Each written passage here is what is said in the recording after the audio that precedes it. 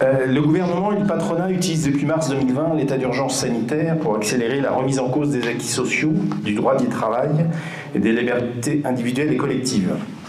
Cela se traduit dans la sécurité sociale, notamment par l'introduction du travail le dimanche, des jours fériés, avec le contact tracing et des tentatives de dérogation à notre convention collective.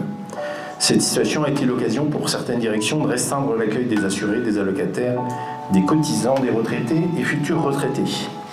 Nous condamnons l'ensemble de ces remises en cause et nous apportons notre total soutien à tous les agents de l'institution, et en particulier nos collègues du service médical et des UGCAM qui sont victimes de suspension de leur contrat de travail pour non-présentation du pass sanitaire dont nous demandons le retrait. En aparté, je vous rappelle que se laver les mains, les gestes barrières, c'est sanitaire. Présenter un QR code pour aller travailler, c'est politique. Et puis je rappelle aussi que les tests, les vaccins, les masques, ce n'est pas l'État qui les a financés, mais c'est la sécurité sociale avec nos cotisations. Il faut toujours avoir ça à l'esprit.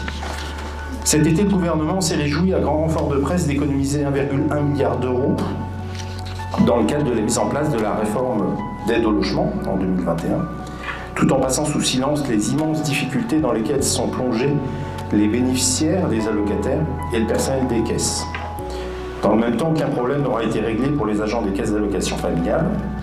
Ceux-ci continuent d'être confrontés depuis des mois à des conditions de travail intenables du fait du chaos informatique généré par la mise en place de la réforme. Les bugs, les dossiers bloqués, les droits mal calculés et autres indus injustifiés rythment toujours le quotidien des collègues. Les incivilités liées à ces dysfonctionnements se poursuivent et les plans d'heures supplémentaires s'accumulent dans les caisses.